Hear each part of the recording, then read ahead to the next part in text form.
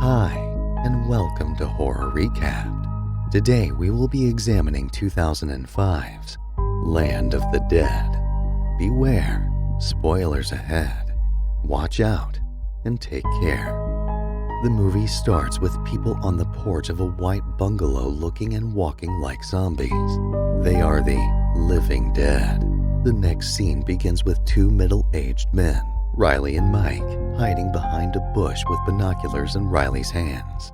He observes a big black male zombie called Big Daddy standing in front of a gas and repair store. The two men whisper about the similarities between the zombies and humans. The duo leaves immediately after the zombie notices their presence and signals to his kind. Riley and Mike make a deal with a man, Cholo, and his group. They are to burst into a store without killing anyone. They agree that this is their last day out, since they are going to retire after this job, and they didn't want to lose anyone. They plan on using fireworks to distract the zombies since they can't keep their eyes off it. The firework does a good job of distracting the zombies, and they can get the supplies they need. Big Daddy, on the other hand, is unaffected by this, as he tries to call back the attention of the other distracted zombies. Their attention is, however, drawn when the fireworks stop, and the zombies are brought to the reality of their surroundings and begin to walk towards the truck. The group retreats and drives off to prevent any attack by the zombies. Riley places a call to tell Cholo to retreat, but he ignores him and goes into the store. Cholo is excited as he goes to the wine section and begins packing champagne, but he is attacked by a zombie. They begin to struggle, and fortunately, Cholo pulls a spare gun, blasting the zombie beneath the jaw. Cholo drops a drink over the counter and tells Mike to pick it up, but a zombie police officer grabs his wrist and bites off his flesh. Cholo points a gun at Mike to prevent him from becoming a zombie, but Mike does the job by shooting himself. The group meets up and heads back to their city safely, as they had gone to the city of zombies just to get supplies. But there is an argument between Cholo and Riley for going into the store to get liquor after his warning and had cost the life of a member. Cholo doesn't look or act remorseful, and this seems to upset Riley.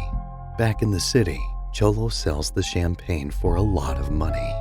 Riley goes to a marketplace with Charlie, but when he returns to pick up his car, he can't find his car there. Riley plans to go somewhere north like Canada to retire. He goes to a clubhouse and grabs the owner of the clubhouse, who is a dwarf, by the throat, demanding the whereabouts of his car.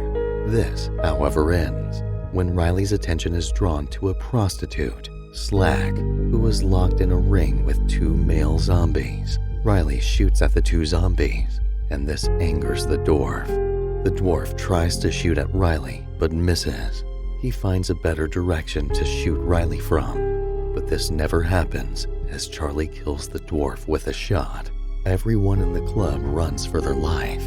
The police arrive at the scene and arrest Riley, Charles, and Slack and lock them up. Slack explained she was caged because she had tried to help some people whom Kaufman wasn't pleased with. Cholo goes to meet an influential man, Kaufman, whom he addresses as boss. Kaufman is also the owner and manager of Fiddler Green. Cholo tells him his plan to secure a house in Fiddler Green, where he wants to retire, and that he plans to pay for the house with money Kaufman owes him. Kaufman tells Cholo that there is a long waiting list. Cholo gets angry and reminds him of all the dirty jobs he had done for him. An argument ensues between the two, but Kaufman presses a button on a walkie-talkie, and immediately a soldier walks in. He whispers to him, "I won't be needing this man anymore." This forces Cholo to leave the place upset. The soldier escorts Cholo to the stairway with a gun in his hand, but Cholo attacks the soldier and takes the gun with him as he leaves. The zombies from the next town begin to move toward the gate of the second town. They pull down the gate and enter the town successfully. The soldiers present there begin to shoot at them. Cholo comes in time to see what is going on and uses this opportunity to steal the dead reckoning, a truck. He takes off with Foxy, Pretty Boy, and Mouse, while the soldiers at the gate are eaten by hungry zombies. Cholo places a call to Kaufman and threatens to blow Fiddler Green up using the Dead Reckoning if he doesn't give him a large amount of money. Kaufman ends the call, but he has another plan, saying, "I don't negotiate with terrorists," and calls for the release of Riley from prison. Kaufman wants to use Riley to get at Cholo, and he charges him to bring back his Dead Reckoning and Cholo either dead or alive.